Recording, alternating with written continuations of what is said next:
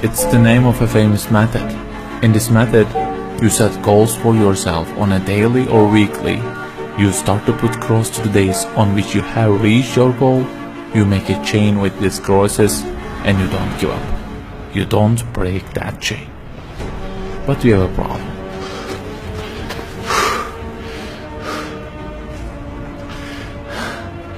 Personal development specialists say that we should have goals. You know, they say like, don't sleep more than 6 hours, learn a language, finish a book every week, don't stop, always run, don't give up on your dream, don't break the chain. Okay, I don't object to them. I also have a table and put crosses on it every day and go after many goals, no problem. But you know what? They don't talk about the most important part of it.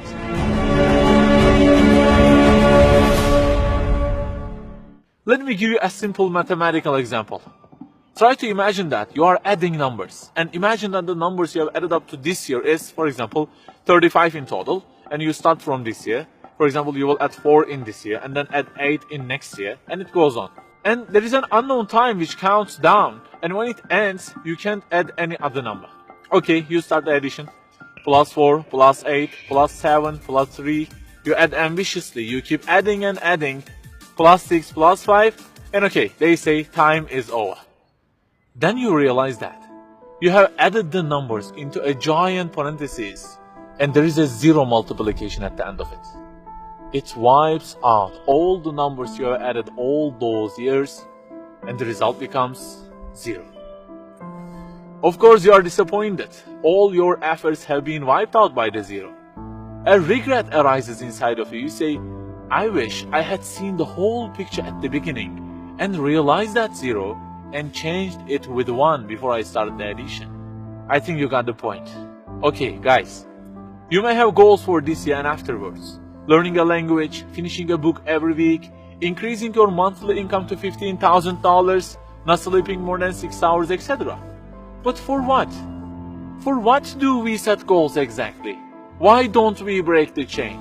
If it is just for a more comfortable or a more respectable life, remember that all this will already be 0 with death. The death will wipe out all of them. The person who knows English will be equal with the one who doesn't know. The one who earns more will be equal with the one who earns less. The one who can reach his goals will be equal with the one who can't. So, if at the end of it, the death will 0 everything, so what is the meaning of adding more numbers with an ambition? It just increases the degree of the disappointment that you will feel. So the logical thing is seeing the whole picture at the beginning. In this life journey, which will end in an unknown time, my first job must be to prevent death from being 0. Well, can I really prevent death from being 0? I mean, since everything will leave my hands and will be lost, is there any other way that would transform them into something eternal?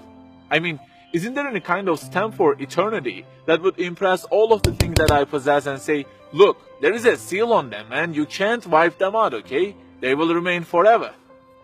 The only one to say such a thing is the owner of the everything. And he says, كُلُّ شَيْءٍ هَالِكٌ. Everything, the languages you learn, the money you earn, the books you read, everything will be perished, إِلَّا وَجْهَهُ, except their way towards Him. So the creator of our life says, if your intention is towards Allah, if the thing you do is for His acceptance, it won't disappear, it will be transformed into eternity in paradise. So learning a language, finishing a book every week, being rich, everything, if they are towards Him and for His sake, eternity stamp being pressed on them. For example, in this year, I will study English for 10 minutes daily. For what? Because serving Islam in the field of English is so important, and I want to gain acceptance of my Lord with it. That 0 has turned into 1. This year, I will finish a book every week. Why? Because this is the way of being a more sophisticated person and serving Islam better, and Allah who is eternal will be pleased with it. Good news, that 0 has turned into 1 because now His acceptance is your intention. I aim increasing the income of my company to $150,000. For what? Because I will spend that money on spreading the message of the Quran to the whole world and the publications that would please Him. you have exterminated the zero because now your goal is towards him. We add and add like this through our lives, and they don't end with death. People who seek Allah's sake in their actions kill their death. Death cannot zero their additions. If the thing we do is for his acceptance, it is not mortal. You may say, I don't really love him that much, and maybe I don't really believe in him that much either. So how can I do everything for his sake? I don't even know who he is.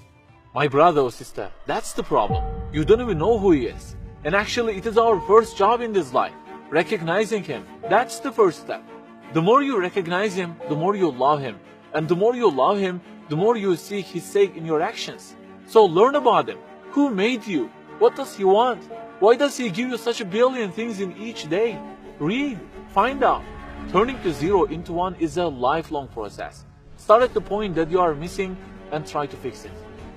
Like the specialists say, don't break the chain, but keep the chain to gain his acceptance. Run, but run to be eternal. An unknown time counts down, and before starting to add the numbers, the first thing you have to do is to remove that zero. Otherwise, everything you added will be wiped out.